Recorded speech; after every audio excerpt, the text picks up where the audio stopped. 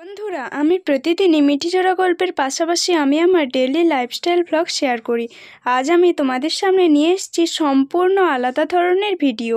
মাত্র 2 কাপ আটার মধ্যে একটা গাজর গ্রেট করেই যে এত সুন্দর রেসিপি তৈরি হয় সেটা কেউ না দেখলে কিন্তু বিশ্বাস করতে পারবে না। তো চলো বন্ধুরা, আজকের ভিডিওটা শুরু করি। মিঠিজোড়া ধারাবাহিকের নতুন আপডেটে দেখা যাচ্ছে যে এবার আর রাই নয়, এবার রাইয়ের নাম বদলে অনামিকা নামে সকলের সামনে প্রস্তুত করবে রাইকে সূর্য। রাইকে সূর্যের বাড়িতে নিয়ে আসা মাত্রই রাই বলতে থাকে, দেখুন আপনি এই বাড়িতে একা একটা মানুষ থাকেন, সেখানে পাড়া প্রতিবেশী থেকে সবাই অনেক কথা অনেক কিছু বলতে থাকবে যতক্ষণ আমি এখানে থাকবো। আমি সেটা কিছুতেই চাই না, তাই আমাকে অন্তত দুদিনের জন্য থাকার পারমিশন আপনি দিন। আমি কোথাও একটা আমার নিজের থাকার বন্দোবস্ত করে আমি এখান থেকে চলে যাব। আমি মোটেও চাই না যে আমার কারণে আপনার অকারণে কোনো রকম কোনো প্রবলেম হোক। মানে সূর্য বলতে থাকে, তুমি এতটা টেনশন কেন করছো বলো তো? আর লোক লজ্জার ভয়, এটা নিয়ে তুমি কেন টেনশন নিচ্ছ? কারণ লোক লজ্জার ভয় আমি যে কখনো পাইনি সেটা তুমি খুব ভালো করেই জানো। অতীত জীবনে তুমিও লোক লজ্জার ভয় কখনো তো পাওনি।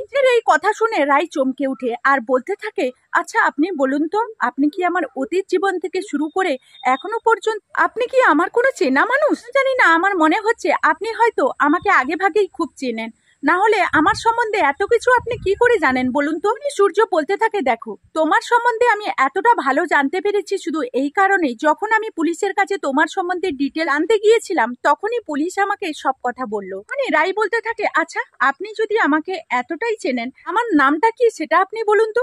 তখনই সূর্য রাই বলতে গিয়ে চমকে যায় আর বলতে থাকে, আপনি যদি আমি রাইকে তার আসল নামটা বলে দেই যে তোমার নাম রাইপূর্ণা, তাহলে হয়তো আমার চোখকে ফাঁকি দিয়ে কখনো রাই এখান থেকে চলে যেতে পারে। রাইপূর্ণা বলা মাত্রই যদি ওর আত্মীয় স্বজন কেউ ওকে চিনে ফেলে, তাহলে ওকে ওর বাড়িতে দিয়ে আসে, তাহলে আমি তো আবার আমার রাইকে হারিয়ে ফেলবো। সূর্য বলতে থাকে, তোমার নাম অনামিকা আমি এতটুকুনি জানি, আর তুমি তোমার কর্মজীবনে খুবই ডেডিকেটেড একটা মেয়ে।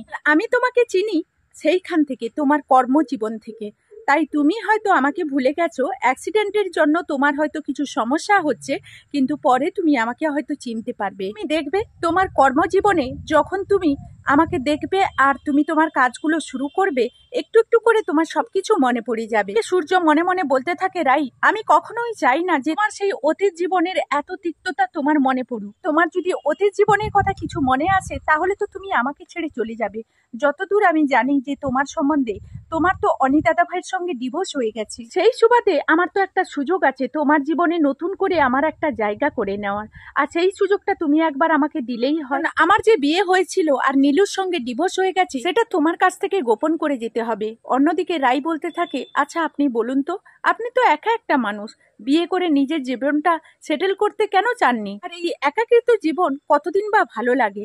নিজে কেন একা থাকো, এইভাবে নিজের জীবনকে সেটেল করার কথা ভাবো। তখনই সূর্য বলতে থাকে, কেন তুমিও তো একা, কোথায় তুমি তো নিজের একাকিত্ব সবার কাছে প্রকাশ করো না, তাহলে তুমি এখন আমাকে এই প্রশ্ন কেন করছো বলো তো? তখনই রাই বলতে থাকে, আপনাকে দেখে মনে হয় না যে আপনি কখনো সেটেল হওয়ার কথা ভাবেননি।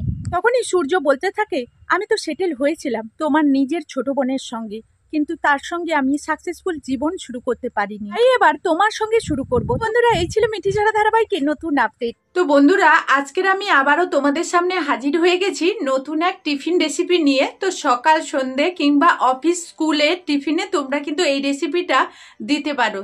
তো বাচ্চা থেকে বড় সবাই কিন্তু এই রেসিপিটা খুবই পছন্দ করবে। তো চলো ভিডিওটা এখন শুরু করি, পুরো ভিডিওটা দেখতে থাকো। আশা করি আজকের ভিডিওটা তোমাদের ভালো তো লাগবে। রেসিপিটার জন্য আমি এদিকে একটা চায়ের কাপ মেপে নিয়েছি 1.5 কাপ আটা। আমরা রুটি খাই যে আটা, সেই আটাই কিন্তু আমি এখানে নিয়েছি। আর কিছুটা পরিমাণ লবণ, 1 চামচ চিনি, হাফ চামচ নিয়ে নিচ্ছি আজওয়ান। আজওয়ানটাকে হাতের মধ্যে নিয়ে একটু ভালোভাবে ঘষে তারপর এর মধ্যে দিয়ে দিতে হবে।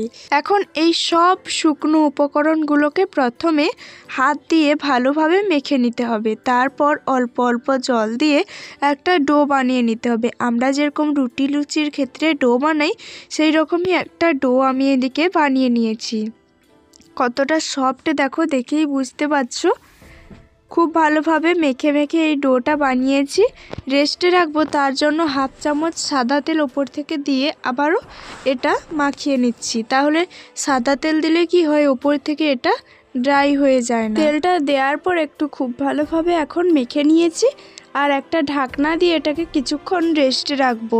সেই ফাঁকে উনুনে একটা কড়াই বসিয়ে পরিমাণ মতো দিয়ে দিচ্ছি বেশ কিছুটা সর্ষের তেল।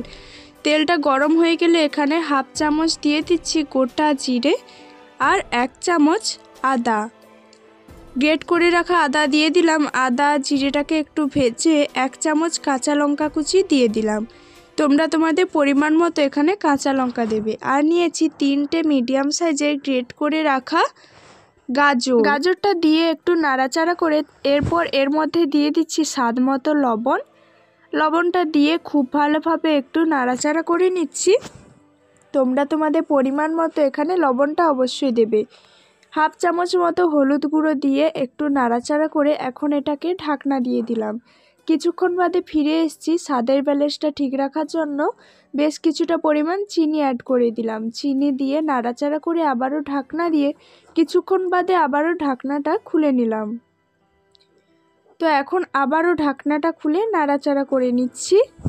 তো এখন পুরটা তৈরি করে নিয়েছি, আর পুরটাকে আমি ঠান্ডা করে নেব। এদিকে আমি চলে এসেছি। ঢাকনাটা যে ডো তৈরি করে রেখেছিলাম সেই ডোয়ের ঢাকনাটা খুলে ডোটাকে আবারও খুব ভালোভাবে একটু মেখে এবার এখান থেকে ছোট ছোট করে লিচি কেটে নেব। আমরা যেভাবে লুচি তৈরি করি, যেই রকম ডো করি তার থেকে একটু বড় বড় ডো আমি এখান থেকে কেটে নিয়ে একটা ডো হাতের মধ্যে নিয়ে খুব ভালোভাবে গোল করে নিলাম। তারপর বেলনি চাকতির ওপর বেশ কিছুটা পরিমাণ আটা ছড়িয়ে এটাকে যতটা সম্ভব পাতলা করে বেলা যায় ঠিক ততটাই পাতলা করে এটাকে বেলে নেব। দেখো এইভাবে যতটা সম্ভব পাতলা করে এটা বেলে নিয়েছি। তারপর এর মধ্যে আমি দিয়ে দিচ্ছি পুর। আমি যে গাজরের পুরটা তৈরি করে রেখেছিলাম সেই পুরটা এখানে দিয়ে দিচ্ছি। আমি রুটির এক সাইডে পুরটা দিলাম, তারপর ছুরি দিয়ে ত্রিকোণ আকৃতির মতো কেটে নিচ্ছি। মানে 3 কোণা যেরকম ত্রিভুজ হয় সেইভাবে কেটে এইভাবে আমি মুড়িয়ে নিচ্ছি। দেখো খেয়াল করো, খুব সোজা এটা তৈরি করা। দেখো এইভাবে আমি একটা তৈরি করে নিয়েছি। তারপর ওপর থেকে আবারও বেশ কিছুটা পরিমাণ আটা ছড়িয়ে এটাকে বেলে নেব। বেশি পাতলা করার প্রয়োজন নেই, জাস্ট একটু বেলে নিলেই কিন্তু এটা তৈরি হয়ে যাবে। একটা আমার তৈরি আটাগুলো আমি এইভাবে ঝরিয়ে দিচ্ছি। তো বন্ধুরা, এইভাবে আমি সবগুলো বেলে নিয়ে তারপর আমি তোমাদেরকে দেখাচ্ছি। তো এইভাবে আমি কিন্তু আজকে সবগুলো রুটি কিন্তু রেডি করে নিয়েছি। এদিকে আগে থেকে একটা কড়াই বসিয়ে রেখেছিলাম। কড়াইটা গরম হয়ে গেলে এর মধ্যে আমি ওই তৈরি করে রাখা টিফিনটা দিয়ে দিলাম। একটু নাড়াচাড়া করব, মিডিয়াম আঁচে এটাকে নাড়াচাড়া করে একটু ভেজে নিতে হবে। অবশ্যই আঁচটা মিডিয়াম রাখতে হবে। একটু ভাজা ভাজা হয়ে গেলে এরপর ওপর থেকে কিছুটা পরিমাণে সাদা তেল দিয়ে দিলাম।